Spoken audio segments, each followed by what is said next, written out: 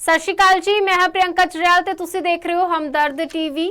स्वागत है तुहाडे अपने प्रोग्राम दे विच life coach show with Randeep Singh. दस दिए कि आरएस काउंसलिंग सर्विस तो रणदीप सिंह लाइफ कोच साडे नाल इस शो दे विच हमेशा जुड़ते हैं, जिन्हां दे नाल असीं हमेशा गलबात करते हैं कि साडी जिंदगी दे विच की कुछ विचर रहा है और उसनूं बेहतर तरीके दे नाल जिउणा किवें है। अज दा प्रोग्राम उन्हां लोकां दे लई बेहद खास है जिन्हां दा या तां घर विआह रखिया होया या वो विआह करन दी सोच रहे हैं, किसी रिलेशनशिप दे विच ने पर हुण विआह करन दी सोच रहे ने, या फिर अपनी मर्जी नाल विआह करा रहे ने या अपनी मापियां दी मर्जी नाल विआह करा रहे ने। पर यह शो तुहाडे लई बेहद खास है क्योंकि कुछ अजिहियां गल्लां जिहड़ियां तुहानूं विआह तो बाद फील होणगियां, उन्हां दी विआह तो पहलां ही काउंसलिंग हो जाना कितना जरूरी है। इस गल तो तुसीं अंदाजा लगा सकते हो कि जो नित दिन डाइवोर्स वध रहे ने। तो पहला रणदीप जी का स्वागत कर लैने, फिर एक एक करके उन्हां दे कोलों हर एक गल जिहड़ी है वो जानांगे कि क्यों जरूरी है विआह तो पहलां लाड़े या लाड़ी दी काउंसलिंग होना, उस काउंसलिंग दे विच कौन कौन अहम रोल निभा सकता है, उस काउंसलिंग दे विच की कुछ खास होना चाहिए, उस बारे दे विच गलबात करांगे। स्वागत कर लैने रणदीप जी का। सत श्री अकाल रणदीप जी, की हाल चाल है? सत श्री अकाल जी, बहुत वधिया, ठीक ठाक जी। ਵਿਆਹ ਜਿਵੇਂ ਰਣਦੀਪ ਜੀ ਹੁਣ ਸੀਜ਼ਨ ਆ ਗਿਆ ਵਿਆਹਾਂ ਦਾ, ਤੇ ਬਹੁਤ ਸਾਰੇ ਲੋਕ ਜਾਂ ਤਾਂ ਵਿਆਹ ਘਰੇ ਰੱਖਿਆ ਹੋਊਗਾ ਜਾਂ ਸੋਚ ਰਹੇ ਹੋਣਗੇ ਵੀ ਇਸ ਸਰਦੀਆਂ ਵਿਆਹ ਕੱਢ ਹੀ ਦਈਏ, ਵਿਆਹ ਕਰ ਹੀ ਲਈਏ। ਪਰ ਸਭ ਤੋਂ ਅਹਿਮ ਚੀਜ਼ ਹੈ ਕਿ ਜਦੋਂ ਅਸੀਂ ਵਿਆਹ ਕਰਨ ਜਾਂਦੇ, ਚਾਹੇ ਅਸੀਂ ਉਸ ਇਨਸਾਨ ਨੂੰ ਪਹਿਲਾਂ ਜਾਣਦੇ ਹਾਂ, ਚਾਹੇ ਅਸੀਂ ਹੁਣ ਆਪਣੇ ਮਾਪਿਆਂ ਦੇ ਥਰੂ ਜਾਣਨ ਲੱਗੇ ਹਾਂ, ਵੀ ਚਾਹੇ ਅਸੀਂ ਲਵ ਮੈਰਿਜ ਕਰਵਾ ਰਹੇ ਹਾਂ ਚਾਹੇ ਅਰੇਂਜ ਮੈਰਿਜ ਕਰਵਾ ਰਹੇ ਹਾਂ, ਪਰ मैरिज तो पहला काउंसलिंग होना जरूरी क्यों है और इस काउंसलिंग दे विच की कुछ प्रोसेस जिहड़ा ਉਹ ਹੁੰਦਾ ਹੈ? देखो ਇਹ ਜਿਹੜਾ ਕਨਸੈਪਟ ਹੈ ਨਾ ਪ੍ਰੀ ਮੈਰਿਟਲ ਕਾਉਂਸਲਿੰਗ ਦਾ, ਵੈਸੇ ਤਾਂ ਬਹੁਤ ਪਹਿਲਾਂ ਤੋਂ ਸ਼ੁਰੂ ਹੋ ਜਾਣਾ ਚਾਹੀਦਾ ਸੀਗਾ, ਪਰ ਇਹਨੂੰ ਇੰਟਰੋਡਿਊਸ ਹੁਣ ਮੈਂ ਕਰ ਰਿਹਾ ਕਿਉਂਕਿ ਨਾ ਸਮਾਜ ਦੇ ਵਿੱਚ, ਘਰਾਂ ਦੇ ਵਿੱਚ ਹਲੇ ਵੀ ਉਹ ਸਟੇਬਿਲਿਟੀ ਨਹੀਂ ਹੈਗੀ। ਹੁਣ ਦੇਖੋ ਆਪਾਂ ਕੋਈ ਚੰਗਾ ਕੰਮ ਕਰਨ ਜਾਂਦੇ ਆ, ਵਿਆਹ ਹੋ ਗਿਆ, ਬਹੁਤ ਚੰਗੇ ਸ਼ਗਨ ਨੇ, ਵਿਆਹ ਤੋਂ 15 ਦਿਨ ਬਾਅਦ ਰੋਟੀਆਂ ਤੋਂ ਬੰਦਾ ਵਿਹਲਾ ਹੋ ਜਾਂਦਾ ਨਾ, ਉਹ ਤੋਂ ਬਾਅਦ ਫਿਰ ਘਰ ਦੇ ਜਦੋਂ ਮਾਹੌਲ ਦੇ ਵਿੱਚ ਆਪਣੇ ਆਪ ਨੂੰ ਢਾਲਣ ਦੀ ਕੋਸ਼ਿਸ਼ ਕਰਨੀ ਸ਼ੁਰੂ ਕਰਦਾ, ਫਿਰ ਉੱਥੇ ਕਲੇਸ਼ ਸ਼ੁਰੂ ਹੋ ਜਾਂਦੇ ਨੇ ਕਿਉਂਕਿ ਹਰ ਇੱਕ ਫੈਮਿਲੀ ਮੈਂਬਰ ਦੀ ਨੇਚਰ ਡਿਫਰੈਂਟ ਹੈ। ਜਿਹੜਾ ਨਿਊ ਮੈਂਬਰ ਆਇਆ ਉਹਦੀ ਵੀ ਡਿਫਰੈਂਟ ਸੀਗੀ ਨੇਚਰ, ਤੇ ਇੱਕ ਦੂਸਰੇ ਨਾਲ ਕੰਪੈਟੀਬਿਲਿਟੀ ਨਹੀਂ ਬਣਦੀ ਪਈ ਹੈਗੀ। ਤੇ ਇਹ ਚੀਜ਼ਾਂ ਕਰਕੇ ਸਭ ਤੋਂ ਪਹਿਲਾਂ ਤਾਂ ਵਿਆਹ ਵਾਲਾ ਮੁੰਡਾ ਪਿਸਦਾ ਬੇਹੱਦ, ਉਹ ਨਾ ਆਪਣੇ ਮਾਪਿਆਂ ਨੂੰ ਕੁਝ ਕਹਿਣ ਜੋਗਾ, ਨਾ ਆਪਣੀ ਵੋਟੀ ਨੂੰ ਜਿਹਨੂੰ ਵਿਆਹ ਕੇ ਲਿਆਇਆ ਉਹ। ਮਤਲਬ ਕਿ ਬਹੁਤ ਵਾਈਸਾ ਵਰਸਾ ਇਦਾਂ ਦੇ ਕੇਸਿਸ ਨੇ ਜਿਹਦੇ ਲਈ ਫਿਰ ਜਿਹੜਾ ਇਹ ਪ੍ਰੀ ਮੈਰਿਟਲ ਕਾਉਂਸਲਿੰਗ ਦਾ ਜਿਹੜਾ ਕਨਸੈਪਟ ਹੈ ਇੰਟਰੋਡਿਊਸ ਕਰਿਆ, ਤੇ ਆਪਾਂ ਉਹਦੇ ਨਾਲ ਜਿਹੜੇ ਯੰਗਸਟਰਸ ਦੇ ਆ ਜਿਹੜੇ ਕਮਿਟਡ ਨੇ ਉਹਨਾਂ ਦੀ ਹੈਲਪ ਕਰਨੀ ਸ਼ੁਰੂ ਕਰੀ ਜੀ। ਇਹ ਜ਼ਰੂਰੀ ਇਸ ਲਈ ਹੋ ਗਿਆ ਕਿਉਂਕਿ ਵਿਆਹ ਜਦੋਂ ਹੁੰਦਾ ਨਾ, ਦੋ ਰੂਹਾਂ, ਜੋ ਜੀਆਂ ਦਾ ਮੇਲ ਹੈ, ਦੇਖਿਆ ਇੱਕ ਮੇਲ ਹੈ ਤੇ ਇੱਕ ਫੀਮੇਲ ਹੈ, ਜ਼ਿੰਦਗੀ ਇਹਨਾਂ ਨੇ ਬਿਤਾਉਣੀ ਹੈ, ਇਹਨਾਂ ਨੇ ਅੱਗੇ ਪਲੈਨਿੰਗ ਕਰਨੀ ਹੈ, ਇਹਨਾਂ ਨੇ ਹੀ ਅੱਗੇ ਆਪਣੇ ਆਪ ਨੂੰ ਫਲੋਰਿਸ਼ ਕਰਨਾ ਲਾਈਫ ਦੇ ਵਿੱਚ। ਪਰ ਹੋਣ ਕੀ ਲੱਗ ਗਿਆ, ਦੋਨਾਂ ਦੇ ਜਿਹੜੇ ਆਈਡੀਆਜ਼ ਸੀਗੇ ਵਿਆਹ ਤੋਂ ਪਹਿਲਾਂ, ਦੇਖੋ ਹਰ ਕੋਈ ਡਿਫਰੈਂਟ ਥਾਟਸ ਰੱਖਦਾ, ਡਿਫਰੈਂਟ ਦੁਨੀਆ, ਕਿਵੇਂ ਪਲੇ ਪਰਵਰਿਸ਼ ਹੋਈ, ਵੱਡੇ ਹੋਏ, ਪਰ ਹੋ ਕੀ ਗਿਆ, ਉਹ ਜਿਹੜੀ ਹੈਬਿਟਸ ਨੇ ਜਾਂ ਬਿਹੇਵੀਅਰ ਹੈ ਉਹਦੇ ਨਾਲ ਹੀ ਹਮੇਸ਼ਾ ਸਟਿਕ ਰੱਖਦੇ ਆ ਆਪਣੇ ਆਪ ਨੂੰ। ਵਿਆਹ ਹੋ ਜਾਂਦਾ, ਇੱਕ ਦੂਸਰੇ ਨੂੰ ਅੰਡਰਸਟੈਂਡ ਕਰਨ ਦੀ ਬਜਾਏ ਹਾਲੇ ਵੀ ਉਹ ਆਪਣੀ ਆਦਤਾਂ ਦੇ ਨਾਲ, ਆਦਤਾਂ ਤੋਂ ਮਜਬੂਰ ਹੈ ਉਹ ਕੰਮ ਕਰਨ ਲਈ ਜਿਹੜੀਆਂ ਸ਼ਾਇਦ ਵਿਆਹ ਤੋਂ ਬਾਅਦ ਦੀਆਂ ਸਥਿਤੀਆਂ ਨੂੰ ਅਨੁਕੂਲ ਨਹੀਂ ਹੈਗੀਆਂ, ਵੀ ਇਹ ਚੀਜ਼ਾਂ ਨਹੀਂ ਹੋਣੀਆਂ ਚਾਹੀਦੀਆਂ ਸੀਗੀਆਂ। ਜਿਵੇਂ ਛੋਟੀ ਜਿਹੀ ਮੈਂ ਐਗਜ਼ਾਮਪਲ ਦਿੰਦਾ, ਆਪਾਂ ਇੱਕ ਨਾ ਮਿਡਲ ਕਲਾਸ ਫੈਮਿਲੀ ਦੀ ਗੱਲ ਕਰਦੇ ਹਾਂ, ਨੂੰ ਵਿਆਹ ਕੇ ਆਈ, ਵਿਆਹ ਤੋਂ ਪਹਿਲਾਂ ਤਾਂ ਉਹਦਾ ਬੜਾ ਵਧੀਆ ਲਾਈਫ ਸਟਾਈਲ ਸੀਗਾ, ਬਾਜ਼ਾਰਾਂ 'ਚ ਖਾਣਾ ਪੀਣਾ, ਸਟਰੀਟ ਫੂਡ ਦਾ, ਪੀਜ਼ਿਆਂ ਦੇ ਸ਼ੌਂਕ ਰੱਖਣੇ, ਜਾਂ ਵੈਸਟਰਨ ਵਰਲਡ ਦੇ ਜਿਹੜੇ ਕੱਪੜੇ ਆ ਉਹ ਪਾਉਣ ਦੇ ਆਦੀ ਸੀਗੀ। ਪਰ ਜਦੋਂ ਵਿਆਹ ਹੋ ਗਿਆ, ਦੂਜੀ ਸਾਈਡ ਚਲੇ ਗਏ, ਤੇ ਉੱਥੇ ਜਾ ਕੇ ਜਦੋਂ ਉਹਦੇ ਇਨਲॉज ਨੇ ਦੇਖਿਆ, ਉੱਥੇ ਉਹਨੂੰ ਉਹ ਮੁਸ਼ਕਿਲ ਹੋ ਗਿਆ ਉਹਨੂੰ ਇਹ ਚੀਜ਼ਾਂ ਦੇ ਨਾਲ ਆਪਣੇ ਆਪ ਨੂੰ ਅਟੈਚ ਕਰਨਾ। ਉੱਥੇ ਉਹ ਇੱਕੋ ਗੱਲ ਕਹਿੰਦੀ ਹੈ ਵੀ ਮੈਂ ਤਾਂ ਵਿਆਹ ਤੋਂ ਪਹਿਲਾਂ ਵੀ ਤਾਂ ਹੀ ਕਰਦੀ ਸੀਗੀ, ਵੀ ਮੈਂ ਤਾਂ ਇਦਾਂ ਹੀ ਕਰਨਾ, ਮੈਂ ਤਾਂ ਇਹੀ ਕੱਪੜੇ ਪਾਉਣੇ, ਮੈਂ ਤਾਂ ਆਹੀ ਕੁਛ ਕਰਨਾ। ਇਹ ਕੀ ਹੋ ਗਈ ਜ਼ਿੱਦ, ਇਹ ਕੀ ਹੋ ਗਿਆ ਬਿਹੇਵੀਅਰ, ਉਹਦਾ ਬੜਾ ਸਟ੍ਰਿਕਟ ਤੇ ਬੜਾ ਸਟ੍ਰੇਟ ਫਾਰਵਰਡ ਜਿਹਾ ਹੋ ਗਿਆ, ਜਦ ਕਿ ਫਲੈਕਸੀਬਿਲਿਟੀ ਚਾਹੀਦੀ ਸੀਗੀ। ਇਹਨੂੰ ਕਹਿੰਦੇ ਆ ਕਾਉਂਸਲਿੰਗ ਕਰਨੀ। ਹੁਣ ਮੁੰਡੇ ਦੀ ਵਿਆਹ ਤੋਂ ਪਹਿਲਾਂ ਦੀ ਹੈਬਿਟਸ ਹੋਰ ਨੇ, ਮੈਂ ਕਹਿੰਦਾ ਚਲ ਸ਼ਰਾਬ ਪੀਂਦਾ, ਉਹ ਕੋਈ ਕੁਛ ਵੀ ਉਹਦੀ ਹੈਬਿਟ, ਰਾਤ ਨੂੰ ਲੇਟ ਘਰ ਆਉਂਦਾ, ਵਿਆਹ ਤੋਂ ਪਹਿਲਾਂ ਦੀ ਗੱਲਾਂ ਕਰਦਾ, ਕੋਈ 11 ਵਜੇ ਆਉਂਦਾ, ਕੋਈ 12 ਵਜੇ ਆਉਂਦਾ। ਪਰ ਜੇ ਉਹ ਵਿਆਹ ਤੋਂ ਬਾਅਦ ਕਹੇ ਆਪਣੇ ਘਰ ਵਾਲੇ, ਮੈਂ ਤਾਂ ਵਿਆਹ ਤੋਂ ਪਹਿਲਾਂ ਵੀ 12 ਵਜੇ ਆਉਂਦਾ ਸੀਗਾ, ਮੈਂ ਤਾਂ ਹੁਣ ਵੀ 12 ਵਜੇ ਆਊਂਗਾ, ਇਹ ਕੋਈ ਲੌਜਿਕ ਥੋੜੀ ਹੋਇਆ। ਵਿਆਹ ਨੂੰ ਤਾਂ ਸਮਾਜ ਇਹ ਸਮਝਦਾ ਵੀ ਇਹ ਜ਼ਰੂਰੀ ਹੈ, ਹੋਣਾ ਹੀ ਹੈ, ਪਰ ਇਹ ਹੋਣ ਦੇ ਨਾਲ ਸਾਡੀ ਜ਼ਿੰਦਗੀ ਦੇ ਲਾਈਫ ਸਟਾਈਲ ਤੇ ਕੋਈ ਅਸਰ ਨਹੀਂ ਪੈਣਾ ਚਾਹੀਦਾ ਹੈਗਾ। ਅਸੀਂ ਆਪਣੇ ਆਪ ਨੂੰ ਨਹੀਂ ਚੇਂਜ ਕਰਨਾ। ਜੇ ਵਿਆਹ ਤੋਂ ਪਹਿਲਾਂ ਮੈਂ ਇਹ ਕੰਮ ਕਰਦਾ ਤੇ ਵਿਆਹ ਤੋਂ ਬਾਅਦ ਵੀ ਮੈਂ ਇਹੀ ਕੰਮ ਕਰਨੇ ਆ, ਜਿਹੜਾ ਕਿ ਬਿਲਕੁਲ ਹੀ ਗਲਤ ਚੀਜ਼ ਹੈ। ਦੇਖੋ, ਵਿਆਹ ਤੋਂ ਪਹਿਲਾਂ ਦਾ ਸਿਸਟਮ ਹੁੰਦਾ ਕੱਲੇ ਜਿਹਨੂੰ ਕਹਿੰਦੇ ਆਪਾਂ ਬੈਚਲਰ ਸਿੰਗਲ ਲਾਈਫ ਜਿਉਂਦੇ ਆ, ਜਿਹਦੇ ਵਿੱਚ ਕੋਈ ਖਾਸ ਰਿਸਪੌਂਸਿਬਿਲਿਟੀਜ਼ ਨਹੀਂ ਹੁੰਦੀਆਂ। ਜਦੋਂ ਵਿਆਹ ਹੋ ਜਾਂਦਾ ਫਿਰ ਅਸੀਂ ਸਾਨੂੰ ਕੋਈ ਮੁੰਡਾ ਨਹੀਂ ਇਕੱਲਾ ਕਹਿੰਦਾ, ਸਾਨੂੰ ਇੱਕ ਮੈਰਿਡ ਕਿਹਾ ਜਾਂਦਾ, ਇੱਕ ਮੈਰਿਡ ਕਪਲ ਹੋ ਜਾਂ ਤੂੰ ਵਿਆਹਿਆ ਹੋਇਆ, ਤੂੰ ਕਿਸੇ ਬੱਚੇ ਦਾ ਪਿਤਾ ਪਿਓ, ਮਤਲਬ ਕਿ ਸਾਡੇ ਡੈਜ਼ਿਗਨੇਸ਼ਨਸ ਚੇਂਜ ਹੁੰਦੀਆਂ ਜਾਂਦੀਆਂ। ਉਹਦੇ ਨਾਲ ਸਾਡੇ ਜ਼ਿੰਮੇਵਾਰੀਆਂ ਵੀ ਵੱਧਦੀਆਂ ਜਾਂਦੀਆਂ ਨੇ। ਹਰ ਉਮਰ ਦਾ ਨਾ ਇੱਕ ਤਕਾਜ਼ਾ ਹੁੰਦਾ ਜੀ। ਬਚਪਨੇ ਦੇ ਵਿੱਚ ਹੋਰ ਸਟਾਈਲ ਹੁੰਦੇ ਸੋਚਣ ਦੇ, ਜ਼ਿੰਦਗੀ ਜੀਣ ਦੇ, ਬੇਫਿਕਰਾ ਖੁੱਲਾ। ਫਿਰ ਜਵਾਨੀ ਚੜ੍ਹਦੀ ਆ, ਉਦੋਂ ਹੋਰ ਵਾਈਬ੍ਰੇਸ਼ਨਸ ਹੁੰਦੀਆਂ ਨੇ। ਵਿਆਹ ਹੋ ਜਾਂਦਾ, ਉਹ ਤੋਂ ਬਾਅਦ ਤਾਂ ਲਾਈਫ ਟੋਟਲ ਹੀ ਚੇਂਜ ਹੋ ਜਾਂਦੀ ਹੈ। ਤੁਸੀਂ ਆਪਣੀ ਪ੍ਰੀਵੀਅਸ ਲਾਈਫ ਦੇ ਨਾਲ ਉਹਨੂੰ ਕੰਪੇਅਰ ਨਾ ਕਰਿਆ ਕਰੋ। ਇਹ ਤਾਂ ਉਹ ਗੱਲ ਹੋ ਗਈ ਵੀ ਮੈਂ ਅੱਜ PhD 'ਚ ਐਡਮਿਸ਼ਨ ਲੈ ਲਈ ਤੇ ਮੈਂ ਕਹੀ ਜਾਂਦਾ ਯਾਰ +2 12ਵੀਂ ਤੇ BA ਤਾਂ ਬੜੀ ਸੌਖੀ ਸੀਗੀ, ਉਹ ਤਾਂ ਐਂ, ਮੈਂ ਤਾਂ ਉਦੋਂ ਐਂ ਪੜ੍ਹਦਾ ਹੁੰਦਾ ਸੀ, ਬਸ ਮੈਂ ਤਾਂ ਉਦੋਂ 2 ਘੰਟੇ ਪੜ੍ਹਦਾ ਹੁੰਦਾ ਸੀ, ਜਾਂ ਮੈਂ ਤਾਂ ਆਹ ਕੁਛ ਕਰਦਾ ਹੁੰਦਾ ਸੀ। PhD ਤਾਂ ਮੈਨੂੰ 10-10 ਘੰਟੇ ਪੜ੍ਹਨਾ ਪੈਂਦਾ। ਇਹ ਤਾਂ ਬੇਤੁਕੀਆਂ ਗੱਲਾਂ ਨੇ। ਜਿੱਦਾਂ ਦੇ ਮਾਹੌਲ, ਜਿੱਦਾਂ ਦੀਆਂ ਰਿਸਪੌਂਸਿਬਿਲਿਟੀਜ਼, ਜਿੱਦਾਂ ਦੇ ਸਰਕਮਸਟੈਂਸਿਸ ਆ ਰਹੇ ਹੈ, you have to change yourself to adjust yourself in that situation. ਫਿਰ ਦੇਖੋ, ਜੇ ਅਸੀਂ ਆਪਣੇ ਆਪ ਦੇ ਅੰਦਰ ਫਲੈਕਸੀਬਲ ਬਿਹੇਵੀਅਰ ਜਾਂ ਨੇਚਰ ਲੈ ਕੇ ਆਵਾਂਗੇ, ਚੇਂਜਸ ਲੈ ਕੇ ਆਵਾਂਗੇ, ਕਦੇ ਵੀ ਸਾਡੇ ਘਰ 'ਚ ਲੜਾਈ ਨਹੀਂ ਹੋਊਗੀ। ਕਿਉਂਕਿ ਇਹਨੂੰ ਕਹਿੰਦੇ ਅੰਡਰਸਟੈਂਡਿੰਗ ਬਿਹੇਵੀਅਰ ਹੋਣਾ ਚਾਹੀਦਾ ਵੀ ਨਹੀਂ, ਜੇ ਮੈਂ ਮੈਰਿਡ ਹਾਂ ਤੇ ਮੇਰੀ ਰਿਸਪੌਂਸਿਬਿਲਿਟੀਜ਼ ਨੇ ਮੇਰੇ ਪਾਰਟਨਰ ਦੇ ਪ੍ਰਤੀ ਵੀ, ਮੇਰੀ ਫੈਮਿਲੀ ਦੇ ਪ੍ਰਤੀ ਵੀ, ਤੇ ਮੇਰੇ ਪਾਰਟਨਰ ਦੀ ਫੈਮਿਲੀ ਦੇ ਪ੍ਰਤੀ ਵੀ ਮੇਰੀ ਰਿਸਪੌਂਸਿਬਿਲਿਟੀਜ਼ ਹੈਗੀਆਂ ਨੇ। ਤੇ ਉਹ ਘਰ 'ਚ ਕਦੇ ਵੀ ਰੌਲਾ ਰੱਪਾ, ਕਲੇਸ਼ ਜਾਂ ਤਲਾਕ ਤੱਕ ਗੱਲ ਪਹੁੰਚੂਗੀ ਹੀ ਨਹੀਂ।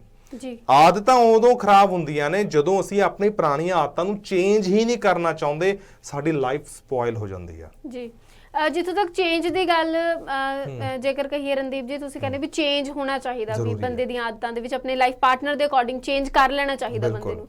ਪਰ ਕਈ ਵਾਰ ਅਸੀਂ ਮਤਲਬ ਇਹ ਵੀ ਚੀਜ਼ਾਂ ਬਹੁਤ ਜ਼ਿਆਦਾ ਸੁਣੀਆਂ ਹੋਣਗੇ ਵੀ ਹਮੇਸ਼ਾ ਉਸ ਇਨਸਾਨ ਨਾਲ ਵਿਆਹ ਕਰਾਓ ਜਿਹੜਾ ਤੁਹਾਨੂੰ ਘੱਟ ਚੇਂਜ ਹੋਣ ਲਈ ਕਵੇ, ਜਿੱਦਾਂ ਦੇ ਤੁਸੀਂ ਹੋ ਤੁਹਾਨੂੰ ਉਦਾਂ ਹੀ ਐਕਸੈਪਟ ਕਰ ਲਵੇ।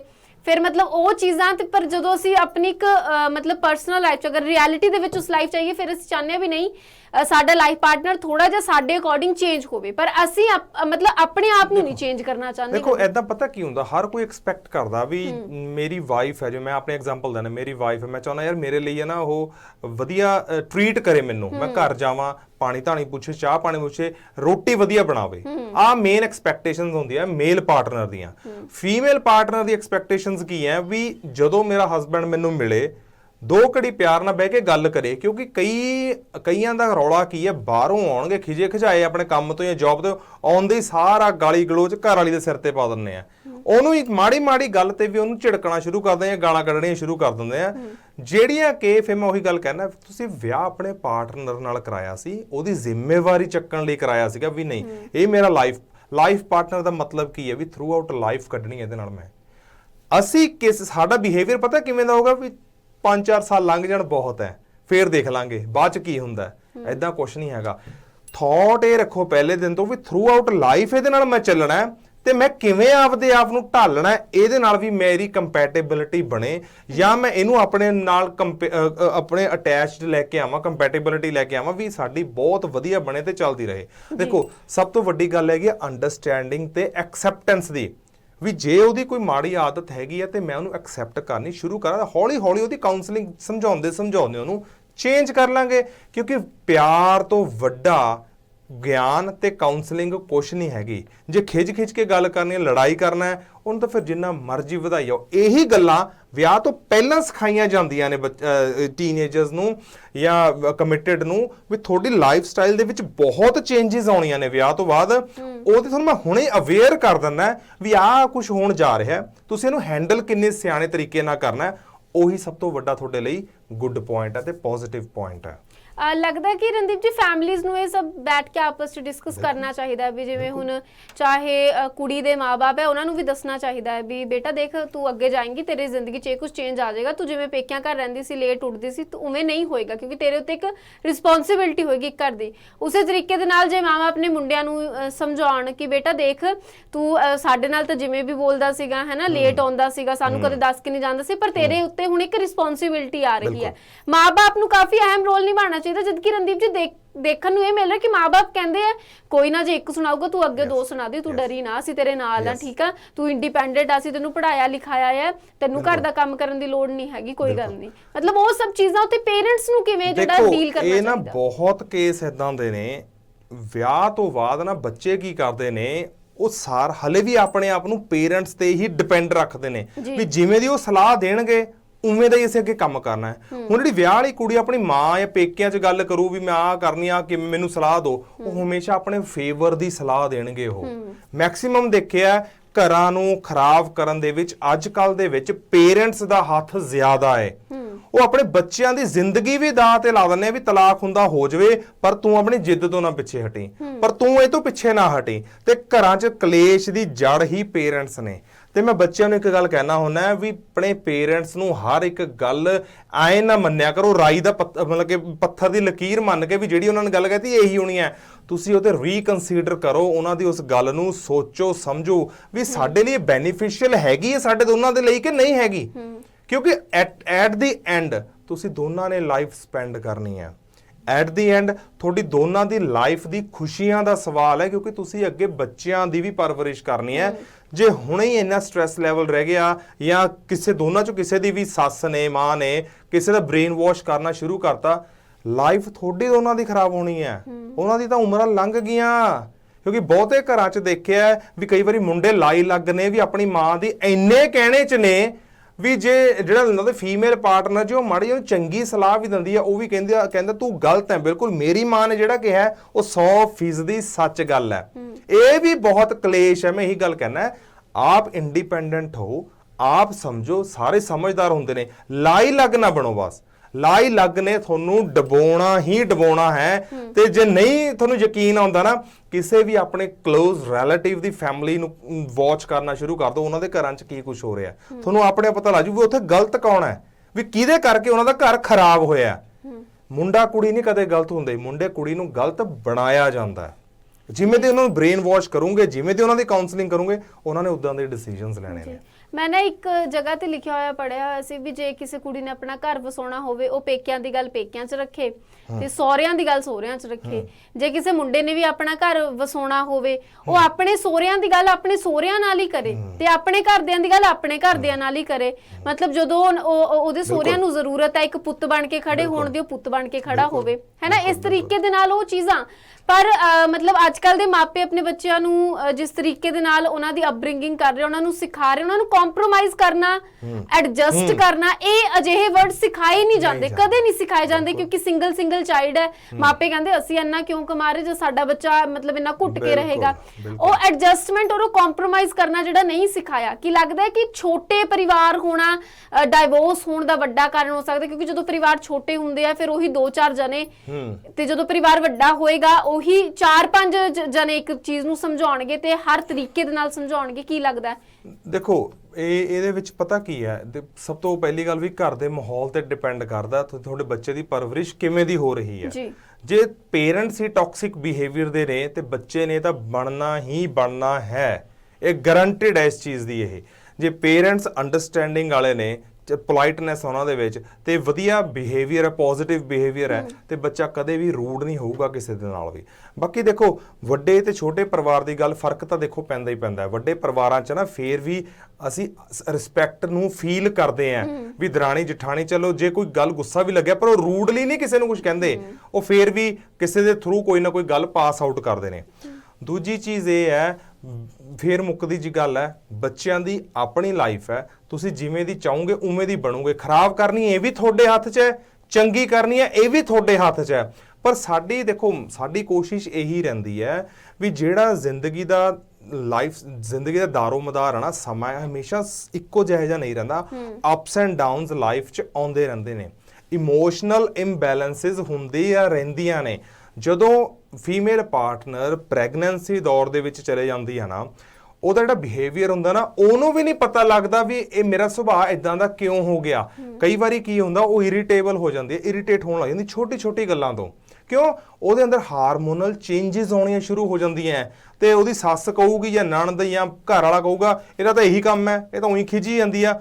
ਨਹੀਂ, ਉਹ ਐਵੇਂ ਨਹੀਂ ਖਿਜ ਰਹੀ ਹੈਗੀ, ਉਹਦੇ ਅੰਦਰ ਚੇਂਜਸ ਆ ਰਹੀਆਂ ਨੇ, ਉਹ ਤਾਂ ਖਿਜ ਰਹੀ ਹੈ। ਇਹ ਫਿਰ ਮੇਲ ਪਾਰਟਨਰ ਨੂੰ ਇਹ ਚੀਜ਼ ਵਿਆਹ ਤੋਂ ਪਹਿਲਾਂ ਸਮਝਾਈਆਂ ਜਾਂਦੀਆਂ ਵੀ ਆ ਟਾਈਮ ਪੀਰੀਅਡ ਆਊਗਾ, ਸੋ ਉਹਦੇ ਲਈ ਤੁਸੀਂ ਤਿਆਰ ਰਹਿਣਾ, ਆਪਣੇ ਆਪ ਨੂੰ ਸਮਝਦਾਰੀ ਨਾਲ ਉਸ ਸਿਚੁਏਸ਼ਨ ਨੂੰ, ਉਸ ਟਾਈਮ ਪੀਰੀਅਡ ਨੂੰ ਹੈਂਡਲ ਕਰਨਾ ਹੈ। ਵੀ ਕਿਸੇ ਦੇ ਵੀ ਤੁਸੀਂ ਅਗੇਂਸਟ ਨਹੀਂ ਹੋਣਾ ਹੈਗਾ। ਤੁਸੀਂ ਦੇਖੋ, ਰਿਸਪੈਕਟ ਦੋਨੋਂ ਤਰ੍ਹਾਂ ਦੀ ਜ਼ਰੂਰੀ ਹੈ। ਜਦੋਂ ਇੱਕ ਰੂਡ ਹੋ ਗਿਆ ਤਾਂ ਦੂਜਾ ਆਟੋਮੈਟਿਕਲੀ ਤੁਹਾਡੇ ਬਿਹੇਵੀਅਰ ਨੂੰ ਕੈਚ ਕਰਕੇ ਤੁਹਾਨੂੰ ਵਾਈਸਾ ਵਰਸਾ ਕਰੂਗਾ ਹੀ ਕਰੂਗਾ। ਦੇਖੋ, ਲੜਨਾ ਕਿਉਂ ਹੈ, ਕਲੇਸ਼ ਕਿਉਂ ਕਰਨਾ ਹੈ, ਇੱਕ ਰੀਜ਼ਨ ਦੱਸੋ ਕਿਉਂ ਕਰਨਾ। ਆਪਾਂ ਕੋਈ ਰੀਜ਼ਨ ਹੀ ਨਹੀਂ ਹੋਣਾ ਤੁਹਾਡੇ ਕੋਲ। ਅਸੀਂ ਇਸ ਲਈ ਪਿਆਰ 'ਚ ਰਹਿਣਾ ਕਿਉਂਕਿ ਸਾਰੀ ਉਮਰ ਇਕੱਠੇ ਰਹਿਣਾ। ਅਸੀਂ ਇੱਕ ਦੂਸਰੇ ਦੇ ਵਿੱਚੋਂ ਪੋਜ਼ਿਟਿਵ ਪੁਆਇੰਟਸ ਕੱਢਣੇ ਆ ਜਾਂ ਅਸੀਂ ਪਾਉਣੇ ਆ ਵੀ ਆਹ ਕਰੋ, ਆਹ ਕਰਨਾ ਚਾਹੀਦਾ। ਇਹ ਆਪਣੀ ਲਾਈਫ ਲਈ, ਆਪਣੀ ਫੈਮਿਲੀ ਲਈ ਬਹੁਤ ਚੰਗਾ ਹੈ। ਦੋ ਬੋਲ ਪਿਆਰ ਦੇ ਸਾਰੇ ਘਰ ਦੇ ਮਾਹੌਲ ਨੂੰ ਚੇਂਜ ਕਰਨ 'ਚ ਸਮਰੱਥਾ ਰੱਖਦੇ ਨੇ ਤੇ ਜੇ ਉਹੀ ਦੋ ਕੌੜੇ ਬੋਲ ਵੀ ਸਾਰੇ ਘਰ ਦੇ ਮਾਹੌਲ ਨੂੰ ਚੇਂਜ ਕਰਨ ਦੀ ਸਮਰੱਥਾ ਰੱਖਦੇ ਨੇ, ਫਿਰ ਅਸੀਂ ਪਿਆਰ ਦੇ ਬੋਲ ਹੀ ਕਿਉਂ ਨਾ ਬੋਲੀਏ, ਕਿਉਂ ਕੌੜੇ ਬੋਲ ਬੋਲੀਏ। ਸੋ ਬੱਚਿਓ, ਜੇ ਤੁਸੀਂ ਕਮਿਟਡ ਹੋ, ਐਨਗੇਜਡ ਹੋ, are you planning to marry ਤੇ ਤੁਸੀਂ ਇਹ ਚਾਹੁੰਦੇ ਹੋ ਵੀ ਸਾਨੂੰ ਰਾਈਟ ਗਾਈਡੈਂਸ ਤੇ ਐਡਵਾਈਸ ਮਿਲੇ, definitely go for some good counsellors. ਉਹ ਤੁਹਾਡੀ ਹੈਲਪ ਕਰਨ ਵਾਸਤੇ ਹੀ ਬੈਠੇ ਨੇ ਕਿਉਂਕਿ ਤੁਹਾਡੀ ਇਹ ਟਾਈਮ ਪੀਰੀਅਡ ਕੋਈ 10 ਜਾਂ 12 ਸਾਲ ਦਾ ਨਹੀਂ ਹੈਗਾ, ਥਰੂ ਆਊਟ ਲਾਈਫ ਹੈ। ਕੀ ਪਤਾ ਤੁਸੀਂ 40 ਸਾਲ ਦੀ ਲਾਈਫ ਇਕੱਠੇ ਨਿਭਾਉਣੀ ਹੋਵੇ, ਪਰ ਜਿਹੜੇ ਸਟਾਰਟਿੰਗ ਮੈਰਿਜ ਲਾਈਫ ਹੈ ਨਾ, ਪਹਿਲੇ 5 ਸਾਲ ਇਹ ਬਹੁਤ ਕ੍ਰਿਟੀਕਲ ਤੇ ਕਰੂਸ਼ਲ ਹੁੰਦੇ ਨੇ। ਇਹਨਾਂ ਨੂੰ ਹੈਂਡਲ ਕਰਨਾ ਬੜਾ ਮੁਸ਼ਕਿਲ ਹੈ। ਇਹ ਟਾਈਮ ਪੀਰੀਅਡ ਜਿਹਨੇ ਸੰਭਾਲ ਲਿਆ ਉਹਦਾ ਦੀ life best of the best ਹੈ। ਬਸ ਇੰਨੀ ਜੀ ਮੈਂ ਮੁੱਕ ਦੀ ਗੱਲ ਤੁਹਾਨੂੰ ਸਮਝਾ ਦਿੰਦਾ। ਬਾਕੀ ਹਰ ਬੰਦੇ ਦੀ ਸਿਚੁਏਸ਼ਨਸ, ਸਰਕਮਸਟੈਂਸਸ ਡਿਫਰੈਂਟ ਹੁੰਦੇ ਨੇ। ਹਰ ਕਿਸੇ ਨਾਲ ਅਸੀਂ ਇੱਕੋ ਹੀ ਗੱਲਾਂ ਸਾਰਿਆਂ ਨਾਲ ਨਹੀਂ ਜੋੜ ਸਕਦੇ। ਕਈਆਂ ਦੇ ਹੋਰ ਮਾਹੌਲ ਹੈ, ਕਿਸੇ ਦਾ ਹੋਰ ਮਾਹੌਲ ਹੈ, ਪਰ ਸੋਲੂਸ਼ਨ ਇੱਕੋ ਹੀ ਹੈ। ਉਹ ਹੈਗੀ ਹੈ ਰਿਸਪੈਕਟ ਦੇਣੀ, ਐਕਸੈਪਟ ਕਰਨਾ ਤੇ ਪਿਆਰ ਦੇਣਾ। ਬਸ ਇਹ ਗੱਲ ਹੈ। ਜਿਵੇਂ ਕਈ ਵਾਰ ਰਣਦੀਪ ਜੀ ਇਹ ਵੀ ਚੀਜ਼ਾਂ ਬਹੁਤ ਵਾਰ ਦੇਖਣ ਨੂੰ ਮਿਲੀਆਂ ਵੀ ਜਿਵੇਂ ਸਪੋਜ਼ ਮੈਰਿਜ ਹੋਈ ਹੈ ਔਰ ਮਤਲਬ ਕੁੜੀਆਂ ਜਾਂ ਕੁੜੀ ਜਾਂ ਮੁੰਡੇ ਨੂੰ ਵਿਆਹ ਤੋਂ ਪਹਿਲਾਂ ਇਦਾਂ ਇਸ ਤਰੀਕੇ ਨਾਲ ਲੱਗਦਾ ਵੀ ਸਾਡਾ ਪਾਰਟਨਰ ਸਾਨੂੰ ਬਹੁਤ ਪਿਆਰ ਕਰਦਾ ਹੈ, ਪਰ ਜਦੋਂ ਮੈਰਿਜ ਹੋ ਜਾਂਦੀ ਹੈ ਤਾਂ ਫਿਰ ਇਹ ਗੱਲ ਬੜੀ ਸੁਣਨ ਨੂੰ ਮਿਲਦੀ ਮੇਰਾ ਪਾਰਟਨਰ ਚੇਂਜ ਹੋ ਗਿਆ, ਜਦਕਿ ਪਾਰਟਨਰ ਵੀ ਉਹੀ ਹੈ। ਪਹਿਲਾਂ ਦੂਰ ਹੁੰਦੇ ਸੀ ਤਦ ਲੱਗਦਾ ਸੀ ਵੀ ਬਹੁਤ ਪਿਆਰ ਕਰਦੇ, ਹੁਣ ਤਾਂ ਸਮਾਂ ਇੱਕੋ। ਕਦੋਂ ਤੋਂ ਸੁਪਨੇ ਇਸ ਗੱਲ ਦੇ ਸੰਜੋਰੇ ਹੋਣਗੇ ਵੀ ਕਦੋਂ ਅਸੀਂ ਇੱਕੋ ਘਰ ਦੇ ਵਿੱਚ ਰਹਾਂਗੇ, ਮਿਲ ਕੇ ਰਹਾਂਗੇ, ਮਿਲ ਕੇ ਫੈਮਿਲੀ ਚਲਾਵਾਂਗੇ। ਫਿਰ ਬਾਅਦ ਵਿੱਚ ਉਹ ਚੀਜ਼ਾਂ 1 ਜਾਂ 2 ਮਹੀਨੇ ਬਾਅਦ ਆਉਂਦੇ ਵੀ ਮੇਰਾ ਲਾਈਫ ਪਾਰਟਨਰ ਚੇਂਜ ਹੋ ਗਿਆ। ਔਰ ਮੇਨ ਕਾਰਨ ਇਹਦਾ ਇਹ ਵੀ ਜਦੋਂ ਵੀ ਕੋਈ ਆਰਗੂਮੈਂਟ ਹੁੰਦਾ ਤਾਂ ਇੱਕ ਦੂਜੇ ਦੇ ਪੇਰੈਂਟਸ ਦੇ ਉੱਤੇ ਬਹੁਤ ਬਲੇਮ ਜਿਹੜਾ ਉਹ ਕੀਤਾ ਜਾਂਦਾ ਵੀ ਆਪਣੇ ਤੱਕ ਨਹੀਂ ਲੜਾਈ ਰੱਖੀ ਜਾਂਦੀ। ਮਤਲਬ ਤੇਰੀ ਮਾਂ ਨੇ ਮੈਨੂੰ ਏਦਾਂ ਕਹਿਤਾ, ਨਹੀਂ ਤੇਰਾ ਪਿਓ ਤਾਂ ਮੈਨੂੰ ਏਦਾਂ ਕਹਿੰਦਾ ਸੀ। ਉਹ ਸਭ ਚੀਜ਼ਾਂ ਜਿਹੜੀਆਂ ਨਾ ਉਹ ਬਹੁਤ ਜ਼ਿਆਦਾ ਦੇਖਣ ਨੂੰ ਮਿਲਦੀਆਂ। ਪਹਿਲਾਂ ਤਾਂ ਮਤਲਬ ਇਹਨਾਂ ਸਭ ਚੀਜ਼ਾਂ ਦੇ ਲਈ ਟਾਈਮ ਹੀ ਨਹੀਂ ਹੁੰਦਾ ਸੀ ਕਿਉਂਕਿ ਸਿਰ ਕੱਢਣ ਦਾ ਹੀ ਨਹੀਂ ਟਾਈਮ ਮਿਲਦਾ ਹੁੰਦਾ ਸੀ ਕੰਮਾਂ ਕਾਰਾਂ ਦੇ ਵਿੱਚ, ਜਾਂ ਰਸੋਈ ਚੋਂ ਹੀ ਬਾਹਰ ਨਿਕਲ ਆਏ ਕੋਈ। ਮਤਲਬ ਉਸ ਤਰੀਕੇ ਦੇ ਨਾਲ ਇਸ ਬਿਹੇਵੀਅਰ ਨੂੰ ਕਿਵੇਂ, ਜਿੱਦਾਂ ਅਸੀਂ ਕੋਈ ਲਾਈਫ ਪਾਰਟਨਰ ਹੈ ਉਹ ਕਿਵੇਂ ਟੈਕਲ ਕਰ ਸਕਦੇ ਇੱਕ ਦੂਜੇ ਦੇ ਇਸ ਬਿਹੇਵੀਅਰ। ਦੇਖੋ, ਪਹਿਲਾਂ ਨਾ ਇੱਕ ਚੀਜ਼ ਹੈ, ਤੁਹਾਨੂੰ ਲੱਗਦਾ ਵੀ ਤੁਹਾਡਾ ਪਾਰਟਨਰ ਚੇਂਜ ਹੋ ਗਿਆ, ਉਹ ਤੁਹਾਨੂੰ ਪਹਿਲਾਂ ਵਾਂਗ ਟਾਈਮ ਨਹੀਂ ਦਿੰਦਾ, ਪਿਆਰ ਨਹੀਂ ਕਰਦਾ। ਰੀਜ਼ਨ ਫਾਈਂਡ ਆਊਟ ਕਰੋ ਵੀ ਹੋ ਕਿੱਥੇ ਰਹੀ ਹੈ ਇਹ ਚੀਜ਼। ਉਹ ਮੇਰੇ ਨਾਲ ਨਾਰਾਜ਼ ਤਾਂ ਨਹੀਂ ਕਿਸੇ ਗੱਲ ਤੇ? ਜੇ ਉਹ ਨਾਰਾਜ਼ ਹੈ ਤਾਂ ਕਿਹੜੀ ਗੱਲ ਹੋ ਗਈ ਸੀ ਵੀ ਮੇਰੇ ਨਾਲ ਨਾਰਾਜ਼ ਹੋ ਗਿਆ? ਕੀ ਪਤਾ ਉਹਦੇ ਮਦਰ ਵੱਲੋਂ ਤੁਸੀਂ ਉਹਦੀ ਕੁਝ ਮਾਂ ਨੂੰ ਕਿਹਾ ਹੋਵੇ ਤੇ ਉਹਨੇ ਸੁਣ ਲਿਆ ਹੋਵੇ, ਉਹਦੀ ਮਾਂ ਨੇ ਉਹਨੂੰ ਕੁਝ ਕਹਿਤਾ ਹੋਵੇ, ਸਰਕਲ ਚੱਲਦੇ ਦੀ ਕਨਵਰਸੇਸ਼ਨ ਆ ਗਈ ਤੇ ਤੁਸੀਂ ਡਾਇਰੈਕਟਲੀ ਫੇਸ ਟੂ ਫੇਸ ਬਹਿ ਕੇ ਪੁੱਛੋ ਵੀ ਹੋਇਆ ਕੀ ਹੈ, ਕੀ ਪ੍ਰੋਬਲਮ ਹੈ, ਮੇਰੇ ਵੱਲੋਂ ਕੋਈ ਪ੍ਰੋਬਲਮ ਹੈ ਤਾਂ ਕਲੀਅਰਲੀ ਦੱਸੋ, ਆਪਾਂ ਨੂੰ ਸੌਰਟ ਆਊਟ ਕਰਦੇ ਹਾਂ। ਬਲੇਮ ਗੇਮ ਬੰਦ ਕਰ ਦੋ, ਉਹਦਾ ਕੋਈ ਫਾਇਦਾ ਨਹੀਂ ਹੈ। ਤਾਂ ਭਾਵੇਂ 20 ਸਾਲ ਕਰੀ ਜਾਓ ਬਲੇਮ ਗੇਮ ਵੀ ਤੇਰੇ ਕਰਕੇ ਆ ਹੋ ਗਿਆ, ਤੇਰੇ ਕਰਕੇ ਆ ਹੋ ਗਿਆ। ਸ਼ੁਰੂਆਤ ਤਾਂ ਇੱਕ ਤੋਂ ਹੁੰਦੀ ਹੋਈ ਆ। ਉਹ ਇੱਕ ਨੇ ਜਿੱਦਣ ਬੰਦ ਕਰ ਲਈ, ਬੈਕ ਆਊਟ ਕਰ ਗਿਆ ਰੌਲੇ ਰੱਪੇ ਤੋਂ, ਆਪਣੇ ਆਪ ਸਾਰਾ ਕੁਝ ਨਾਰਮਲ ਹੋ ਜਾਊਗਾ। ਤੇ ਜਿਹੜੀ ਅਟੈਚਮੈਂਟ ਦੀ ਤੁਸੀਂ ਗੱਲ ਕਰਦੇ ਹੋ, ਦੇਖੋ ਲਵ ਮੈਰਿਜ ਦੇ ਵਿੱਚ ਪਤਾ ਕੀ ਹੁੰਦੀ ਹੈ? ਲਵ ਮੈਰਿਜ ਦੇ ਵਿੱਚ ਸਭ ਤੋਂ ਪਹਿਲਾਂ ਇੱਕ ਚੀਜ਼ ਹੁੰਦੀ ਹੈ ਵੀ ਹਾਸਲ ਕਰਨਾ। ਵੀ ਜਦੋਂ ਤੱਕ ਉਹ ਮਿਲਦਾ ਨਹੀਂ ਪਾਰਟਨਰ, ਮੈਨੂੰ ਪੂਰੀ ਸ਼ਿੱਦਤ ਨਾਲ ਜ਼ੋਰ ਲਾਇਆ ਜਾਂਦਾ, ਪਰ ਜਦੋਂ ਉਹ ਮਿਲ ਜਾਂਦਾ, ਵਿਆਹ ਹੋ ਗਿਆ, ਉਹ ਕਰੇਜ਼ ਥੋੜਾ ਘਟਦਾ ਦੇਖਿਆ ਮੈਂ ਲੋਕਾਂ ਦੇ ਵਿੱਚ, ਘਟਦਾ। ਮਤਲਬ ਕਿ ਸਾਰਿਆਂ 'ਚ ਨਹੀਂ ਕਹਿੰਦਾ, ਘਟ ਜਾਂਦਾ। ਪਰ ਉਹਨੂੰ ਘਟਾਓ ਨਾ, ਉਹਨੂੰ ਬਰਕਰਾਰ ਰੱਖੋ। ਪਰ ਇਹ ਵੀ ਨਾ ਕੰਪੇਅਰ ਕਰਦੇ ਜਾਓ ਵੀ ਪਹਿਲਾਂ ਤਾਂ ਆਏ ਮੈਨੂੰ 20-20 ਘੰਟੇ ਗੱਲਾਂ ਕਰਦੇ ਸੀ, ਹੁਣ ਤਾਂ 2 ਘੰਟੇ ਵੀ ਨਹੀਂ ਮਿਲਦੇ। ਮੈਂ ਤੁਹਾਨੂੰ ਪਹਿਲਾਂ ਕਿਹਾ ਵਿਆਹ ਤੋਂ ਪਹਿਲਾਂ ਦਾ ਲਾਈਫ ਸਟਾਈਲ ਹੋਰ ਹੁੰਦਾ ਹੈ, ਜ਼ਿੰਮੇਵਾਰੀਆਂ ਹੋਰ ਹੁੰਦੀਆਂ, ਵਿਆਹ ਤੋਂ ਬਾਅਦ ਹੋਰ ਕੁਝ ਹੋ ਜਾਂਦਾ ਹੈ। ਪਰ ਦੋਨਾਂ ਧਿਰਾਂ ਨੂੰ ਬੈਠ ਕੇ ਸਮਝਣ ਦੀ ਜ਼ਰੂਰਤ ਹੈ। ਇਹ ਜ਼ਿੰਦਗੀ, ਇਹ ਵਿਆਹ ਹੈ, ਕੋਈ ਖੇਡ ਨਹੀਂ ਪਈ ਹੈਗੀ। ਦੁਨੀਆ ਨੇ ਵਿਆਹ ਨੂੰ ਖੇਡ ਬਣਾ ਰੱਖਿਆ। ਮੈਂ ਇੱਥੇ ਤੱਕ ਵੀ ਲਿਖਿਆ ਵਿਆਹ ਤੇ 50 ਲੱਖ ਰੁਪਇਆ ਲਾਇਆ ਗਿਆ ਤੇ 5 ਮਹੀਨੇ ਵਿਆਹ ਨਹੀਂ ਟਿਕਿਆ ਹੈਗਾ। ਫਿਰ ਉਹ ਪੈਸਿਆਂ ਦਾ ਮਤਲਬ ਕੀ ਹੋਇਆ? ਮਤਲਬ ਇਹ ਹੋਇਆ ਵੀ ਕਾਉਂਸਲਿੰਗ ਨਹੀਂ ਹੋਈ, ਸੁਭਾਅ ਨਹੀਂ ਚੇਂਜ ਕਰੇ, ਕਨਸੈਪਟ ਨਹੀਂ ਸਮਝਾਇਆ ਗਿਆ ਵਿਆਹ ਤੋਂ ਬਾਅਦ ਦੀ ਲਾਈਫ ਦਾ। ਉਹਦੇ ਕਰਕੇ ਜ਼ਿੰਦਗੀ ਤਾਂ ਖਰਾਬ ਹੋਈ ਹੈ, ਪੈਸਾ ਵੀ ਬਰਬਾਦ ਹੋਇਆ, ਟਾਈਮ ਵੀ ਬਰਬਾਦ ਹੋਇਆ। ਦੇਖੋ ਡਾਈਵੋਰਸ ਤੁਸੀਂ ਲੈਣ ਜਾਓ ਨਾ, ਡਾਈਵੋਰਸ ਨੂੰ ਘੱਟੋ ਘੱਟ 3 ਤੋਂ 4 ਸਾਲ ਲੱਗ ਜਾਂਦੇ ਆ। ਕੋਈ ਖੇਡ ਨਹੀਂ ਪਈ ਡਾਈਵੋਰਸ ਲੈਣਾ। ਜੇ ਤੁਸੀਂ ਅੱਜ ਵਿਆਹ ਕਰਾਉਂਦੇ ਹੋ, 2 ਸਾਲ ਇਕੱਠੇ ਰਹਿ ਲਏ, ਉਹ ਤੋਂ ਬਾਅਦ ਡਾਈਵੋਰਸ ਪਲਾਨ ਕਰਨਾ ਸ਼ੁਰੂ ਕਰਤਾ, 4 ਸਾਲ ਉਹਨੂੰ ਲੰਘ ਗਏ, 6 ਸਾਲ ਦਾ ਟਾਈਮ ਪੀਰੀਅਡ ਨਿਕਲ ਚੁੱਕਿਆ, ਫਿਰ ਡਾਈਵੋਰਸੀ ਦਾ ਲੇਬਲ ਲੱਗ ਗਿਆ। ਉਹ ਤੋਂ ਬਾਅਦ ਪਤਾ ਨਹੀਂ ਨੈਕਸਟ ਪਾਰਟਨਰ ਕਿੱਦਾਂ ਦਾ ਮਿਲਣਾ, ਵਧੀਆ ਮਿਲਣਾ, ਘਟੀਆ ਮਿਲਣਾ, ਉਹ ਵੀ ਨਹੀਂ ਪਤਾ ਹੈਗਾ। 10 ਸਾਲ ਦਾ ਟਾਈਮ ਪੀਰੀਅਡ ਲੰਘ ਗਿਆ ਨਾ, 30 ਸਾਲ 'ਚ ਵਿਆਹ ਕਰਾਇਆ, 40 ਸਾਲ ਤੱਕ ਹਾਲ ਤੱਕ ਪਾਰਟਨਰ ਹੀ ਨਹੀਂ ਮਿਲਿਆ ਹੈਗਾ। ਤੇ ਉਹ 2 ਆਦਤਾਂ ਹੀ ਨਾ ਠੀਕ ਕਰ ਲੈਂਦੇ ਸੀ ਪਹਿਲੇ ਦਿਨ ਤੋਂ ਹੀ, ਜਿਹਦੇ ਕਰਕੇ ਸਾਡੀ ਲਾਈਫ ਹੀ ਸਾਰੀ ਸੈੱਟ ਰਹਿੰਦੀ। ਮਤਲਬ ਕਿ ਹਰ ਕੜੀ ਇੱਕ ਦੂਸਰੇ ਨਾਲ ਜੁੜਦੀ ਹੈ। ਕੋਸ਼ਿਸ਼ ਇਹ ਕਰਿਆ ਕਰੋ ਬੌਂਡਿੰਗ ਕਿਵੇਂ ਬਣੀ ਰਹੇ, ਨਾ ਕਿ ਇਹ ਕੋਸ਼ਿਸ਼ ਕਰਿਆ ਹੋਵੇ ਵੀ ਸੈਪਰੇਸ਼ਨ ਕਿਵੇਂ ਹੋਵੇ ਸਾਡੀ। ਸੋ ਪਲੀਜ਼ ਇਹ ਚੀਜ਼ਾਂ ਨੂੰ ਧਿਆਨ ਨਾਲ ਸੋਚੋ, ਸਮਝੋ। ਬੱਚਿਆਂ ਨੂੰ ਦੇਖੋ, ਪੇਰੈਂਟਸ ਨੂੰ ਵੀ ਮੈਂ ਇੱਕ ਗੱਲ ਕਹਿਣਾ, ਬੱਚਿਆਂ ਨੂੰ ਮਿਸਗਾਈਡ ਨਾ ਕਰੋ, ਉਹਨਾਂ ਦੀ ਬੌਂਡਿੰਗ ਦੇ ਲਈ ਕੋਸ਼ਿਸ਼ ਕਰਿਆ ਕਰੋ ਵੀ ਇਹ ਬੱਚੇ ਇਕੱਠੇ ਰਹਿਣ, ਜੁੜੇ ਰਹਿਣ, ਇਹਨਾਂ ਦਾ ਆਪਸ 'ਚ ਪਿਆਰ ਬਣਿਆ ਰਹੇ। ਇੱਕ ਦੂਸਰੇ ਨੂੰ ਪ੍ਰਵੋਕ ਨਾ ਕਰਿਆ ਕਰੋ ਕਿਸੇ ਦੇ ਅਗੇਂਸਟ ਵੀ ਤੂੰ ਉਹਨੂੰ ਐਂ ਕਹਿ ਦੇ ਜਾ ਕੇ, ਤੂੰ ਉਹਨੂੰ ਐਂ ਕਹਿ ਦੇ ਜਾ ਕੇ, ਤੂੰ ਜਵਾਬ ਦੇ ਦੇ, ਆਹ ਨਹੀਂ ਮੈਂ ਕਰਨਾ, ਮੈਂ ਉੱਥੇ ਨਹੀਂ ਜਾਣਾ, ਮੈਂ ਆਪਣੇ ਸਹੁਰੇ ਨਹੀਂ ਜਾਣਾ। ਇਹ ਬੁਲਸ਼ਿਟ ਜੀਆਂ ਗੱਲਾਂ ਨੇ, ਇਹ ਇਲੌਜੀਕਲ ਗੱਲਾਂ ਨੇ, ਸਮਾਜ ਨੂੰ ਖਰਾਬ ਕਰਨ ਵਾਲੀਆਂ ਗੱਲਾਂ ਨੇ। ਇਹ ਤਾਂ ਕਦੇ ਵੀ ਨਹੀਂ ਕਰਨੀਆਂ ਚਾਹੀਦੀਆਂ ਹੈਗੀਆਂ ਜੀ। ਰਣਦੀਪ ਜੀ, ਕਈ ਵਾਰ ਨਾ ਇਹ ਵੀ ਚੀਜ਼ਾਂ ਬਹੁਤ ਵਾਰ ਦੇਖਣ ਨੂੰ ਮਿਲਦੀਆਂ ਵੀ ਜਿਵੇਂ ਅਸੀਂ ਹੁਣੇ ਗੱਲ ਕਰ ਰਹੇ ਸੀ ਵੀ ਜ਼ਿੱਦ ਤੇ ਅੜੇ ਰਹਿਣਾ, ਹੈ ਨਾ। ਜ਼ਿਆਦਾਤਰ ਜਿੱਦਾਂ ਵਿਆਹ ਤੋਂ ਪਹਿਲਾਂ ਅਗਰ ਸਾਡੇ ਮਾਂ-ਬਾਪ, ਸਾਨੂੰ ਆਪਣੇ ਮਾਂ-ਬਾਪ ਜਿਨ੍ਹਾਂ ਨੇ ਸਾਨੂੰ ਜਨਮ ਦਿਆ, ਉਹ ਅਗਰ ਸਾਨੂੰ ਕਹਿਣ ਬੇਟਾ ਇਹ ਚੀਜ਼ ਗਲਤ ਹੈ, ਇਹ ਚੀਜ਼ ਨਾ ਕਰੋ, ਇਹ ਚੀਜ਼ ਨਾ ਕਰੋ, ਹੈ ਨਾ, ਉਹੀ ਸੇਮ ਚੀਜ਼ ਅਗਰ ਇਨ-ਲॉज ਕਹਿ ਦੇਣ, ਉਹ ਗੱਲ ਬੰਦੇ ਨੂੰ ਜ਼ਿਆਦਾ ਚੁੱਭੇ ਵੀ ਇਹਨਾਂ ਨੇ ਮੈਨੂੰ ਮਨਾ ਕਰ ਦਿੱਤਾ। ਜੇ ਇਹ ਆਪਣੀ ਧੀ ਨੂੰ ਤਾਂ ਮਨਾ ਕਰ ਨਹੀਂ ਸਕਦੇ, ਇਹਨਾਂ ਨੇ ਮੈਨੂੰ ਮਨਾ ਕੀਤਾ, ਇਹ ਜਾਣ ਕੇ ਮਨਾ ਕਰਦੇ, ਮੈਨੂੰ ਆਪਣਾ ਸਮਝਦੇ ਨਹੀਂ। ਮਤਲਬ ਉਹ ਸਭ ਚੀਜ਼ਾਂ ਅਗਰ ਉਹ ਸਾਡੇ ਆਪਣੇ ਪੇਰੈਂਟਸ ਕਰ ਰਹੇ ਹੋ, ਸਾਨੂੰ ਚੀਜ਼ ਠੀਕ ਲੱਗ ਰਹੀ ਹੈ ਵੀ ਸਾਨੂੰ ਉਹ ਪ੍ਰੋਟੈਕਟ ਕਰ ਰਹੇ ਹੈ ਕਿਸੇ ਡੇਂਜਰ ਤੋਂ। ਪਰ ਜੇ ਉਹ ਚੀਜ਼ ਸਾਡੇ ਇਨ-ਲॉज ਕਰਦੇ, ਸਾਨੂੰ ਉਹ ਚੀਜ਼ ਬਹੁਤ ਜ਼ਿਆਦਾ ਪਿੰਚ ਕਰਦੀ ਹੈ। ਮਤਲਬ ਮਾਂ-ਬਾਪ ਨੂੰ ਜਦੋਂ ਅਪਬ੍ਰਿੰਗਿੰਗ ਕਰਨੀ ਚਾਹੀਦੀ ਹੈ, ਉਦੋਂ ਮਾਂ-ਬਾਪ ਨੂੰ ਕਿਹਨਾਂ ਖਾਸ ਚੀਜ਼ਾਂ ਦਾ ਧਿਆਨ ਰੱਖਣਾ ਚਾਹੀਦਾ। ਬਿਲਕੁਲ। ਦੇਖੋ, ਸਭ ਤੋਂ ਵੱਡੀ ਗੱਲ ਹੈਗੀ ਹੈ ਈਗੋ ਦੀ। ਬੱਚਿਆਂ 'ਚ ਈਗੋ ਨਹੀਂ ਹੋਣੀ ਚਾਹੀਦੀ ਹੈਗੀ। ਉਹਨਾਂ ਨੂੰ ਇਹ ਚੀਜ਼ ਸਮਝਾਓ ਵੀ ਬੱਚੋ, ਤੁਹਾਡੇ ਜਿਹੜੇ ਅਸੀਂ ਤੁਹਾਡੇ ਪੇਰੈਂਟਸ ਆ, ਦੂਸਰੀ ਫੈਮਿਲੀ 'ਚ ਤੁਸੀਂ ਜਾ ਰਹੇ ਹੋ, ਉਹ ਥਰੂ ਆਊਟ ਲਾਈਫ ਤੁਹਾਡੇ ਨਾਲ ਅਟੈਚਡ ਰਹਿਣਾ ਉਹਨਾਂ ਨੇ। ਹੁਣ ਤੁਸੀਂ ਆਪਣੇ ਆਪ ਦੇਖ ਲਓ, ਹੌਲੀ ਹੌਲੀ ਜਿੰਨੀ ਤੁਸੀਂ ਕਰ ਸਕਦੇ ਹੋ ਆਪਣੀ ਅਟੈਚਮੈਂਟ ਉਹਨਾਂ ਨਾਲ ਵਧਾਉਣੀ ਸ਼ੁਰੂ ਕਰੋ। ਦੇਖੋ, ਇੱਕ ਦਿਨ 'ਚ ਕੁਝ ਨਹੀਂ ਹੁੰਦਾ ਜਾਂ 1 ਹਫ਼ਤੇ 2 ਹਫ਼ਤਿਆਂ ਦੇ ਵਿੱਚ ਐਡੀ ਕੋਈ ਗੱਲ ਨਹੀਂ ਹੈਗੀ ਵੀ ਸਾਡਾ ਦਿਲ ਮਿਲਣਾ ਸ਼ੁਰੂ ਹੋ ਜਾਵੇ ਉਹਨਾਂ ਨਾਲ ਜਿਨ੍ਹਾਂ ਨੇ ਸਾਨੂੰ ਪੈਦਾ ਨਹੀਂ ਕਰਿਆ ਕਦੇ। ਕਿਉਂ ਹੋਊਗੀ ਨਾਲ? ਸਿੱਧੀ ਜੀ ਗੱਲ ਹੈ। ਦੇਖੋ, ਲਾਈਫ ਪਾਰਟਨਰ ਨਾਲ ਇਸ ਕਰਕੇ ਹੁੰਦਾ ਕਿਉਂਕਿ ਇਹ ਧੁਰ ਦਰਗਾਹ ਦੇ ਸੰਜੋਗ ਨੇ। ਲਾਈਫ ਪਾਰਟਨਰ ਨੂੰ ਅਸੀਂ ਆਪਣਾ ਹਮਸਫਰ ਸਮਝਦੇ ਤਾਂ ਉਹਦੇ ਨਾਲ ਅਟੈਚਮੈਂਟ ਹੋਣੀ ਲਾਜ਼ਮੀ ਹੈ, ਪਰ ਉਹਦੇ ਪੇਰੈਂਟਸ ਨਾਲ ਨਹੀਂ ਹੁੰਦੀ। ਉਹ ਉਦੋਂ ਹੋਊਗੀ ਜਦੋਂ ਉੱਪਰੋਂ ਪਿਆਰ ਵਰਸੂਗਾ ਪੇਰੈਂਟਸ ਵੱਲੋਂ, ਬੱਚਿਆਂ ਨੂੰ ਪਿਆਰ ਮਿਲੂਗਾ ਤੇ ਹੌਲੀ ਹੌਲੀ ਅਟੈਚਮੈਂਟ ਹੋਣੀ ਸ਼ੁਰੂ ਹੋ ਜਾਊਗੀ। ਪਰ ਜੇ ਤੁਹਾਡੇ ਇਨ-ਲॉज ਤੁਹਾਨੂੰ ਕੁਝ ਸਮਝਾਉਂਦੇ ਆ, ਜੇ ਝਿੜਕ ਵੀ ਦਿੰਨੇ ਆ, ਬੱਚਿਓ ਗਲਤ ਨਾ ਸਮਝਿਆ ਕਰੋ। ਜਿਵੇਂ ਉਹਨੇ ਆਪਣੇ ਮੁੰਡੇ ਨੂੰ ਕਦੇ ਝਿੜਕਿਆ ਆਉਣਾ, ਸੇਮ ਵੇ ਤੁਹਾਨੂੰ ਹੀ ਝਿੜਕਦਾ। ਜਿਵੇਂ ਉਹਨਾਂ ਨੇ ਆਪਣੀ ਕੁੜੀ ਨੂੰ ਝਿੜਕਿਆ ਆਉਣਾ, ਜੇ ਤੁਹਾਨੂੰ ਵੀ ਝਿੜਕਦਾ, ਕੋਈ ਵੱਡੀ ਗੱਲ ਨਹੀਂ।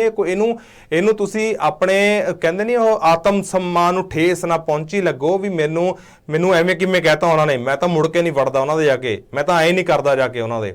ਇਹ ਤਾਂ ਛੋਟੀ ਸੋਚ ਵਾਲਿਆਂ ਦੇ ਕੰਮ ਨੇ। ਇਹ ਜਿਹਦਾ ਦਾਇਰਾ ਸੋਚ ਦਾ ਵੱਡਾ ਹੋਊਗਾ ਉਹ ਕਹੂਗਾ ਨਹੀਂ, ਜੇ ਉਹਨਾਂ ਨੇ ਮੈਨੂੰ ਕਿਹਾ maybe it was my fault, ਵੀ ਸ਼ਾਇਦ ਮੇਰੇ ਚੰਗੇ ਲਈ ਹੀ ਮੈਨੂੰ ਕਿਹਾ।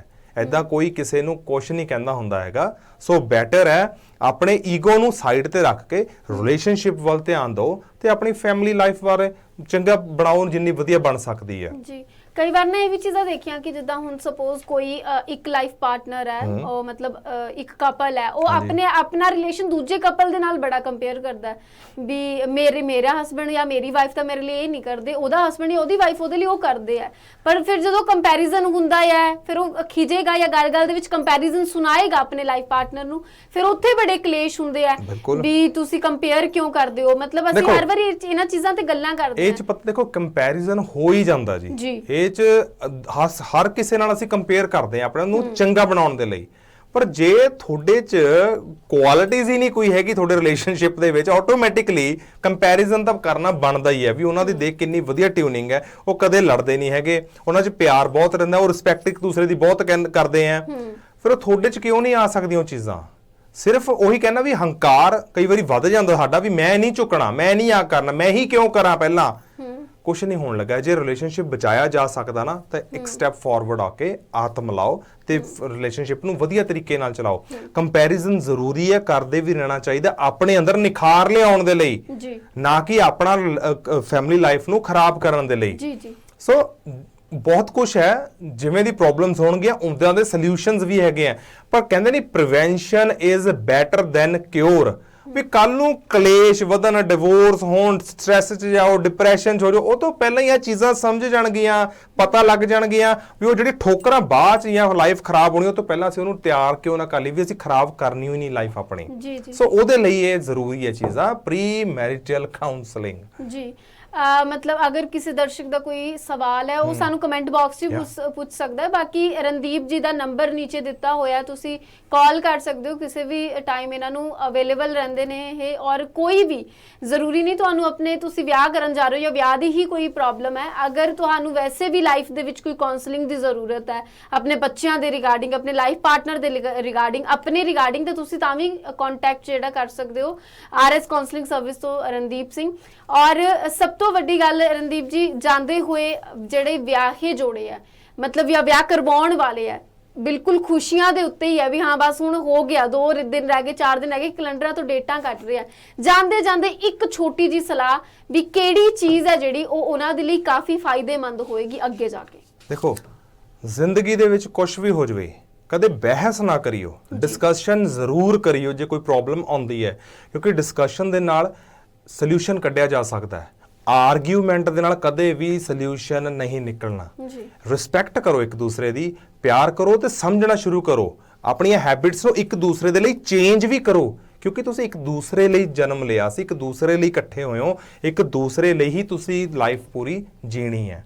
ਸੋ ਰਿਸਪੈਕਟ ਕਰਨੀ ਸਭ ਤੋਂ ਜ਼ਰੂਰੀ ਚੀਜ਼ ਹੈ ਇੱਕ ਦੂਸਰੇ ਦੇ ਲਈ। ਜੀ ਜੀ, ਬਹੁਤ ਬਹੁਤ ਧੰਨਵਾਦ ਤੁਹਾਡਾ ਰਣਦੀਪ ਜੀ ਜੁੜਨ ਦੇ ਨਾਲ ਹਮੇਸ਼ਾ ਦੀ ਤਰ੍ਹਾਂ।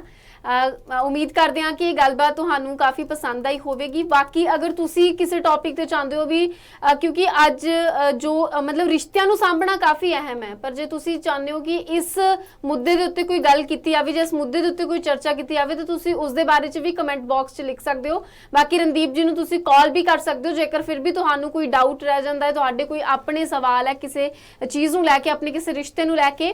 ਤੇ ਉਮੀਦ ਕਰਦੇ ਹਾਂ ਕਿ ਇਸ ਪ੍ਰੋਗਰਾਮ ਨੂੰ ਤੁਸੀਂ ਹਮੇਸ਼ਾ ਦੀ ਤਰ੍ਹਾਂ ਪਿਆਰ ਦਿੰਦੇ ਰਹੋਗੇ। ਉਮੀਦ ਇਹ ਵੀ ਹੈ ਕਿ ਤੁਸੀਂ ਠੀਕ ਠਾਕ ਰਹੋਗੇ ਕਿਉਂਕਿ ਮੌਸਮ ਬਦਲ ਗਿਆ। ਔਰ ਬਾਕੀ ਹੋਰ ਜੋ ਸਾਡੇ ਪ੍ਰੋਗਰਾਮ ਚੱਲ ਰਹੇ ਉਹਨਾਂ ਨੂੰ ਇਸੇ ਤਰੀਕੇ ਦੇ ਨਾਲ ਪਿਆਰ ਦਿੰਦੇ ਰਹੋ। ਤੁਹਾਡਾ ਧੰਨਵਾਦ ਹਮਦਰਦ TV ਦੇ ਨਾਲ ਜੁੜਨ ਦੇ ਲਈ। ਸਤਿ ਸ਼੍ਰੀ ਅਕਾਲ।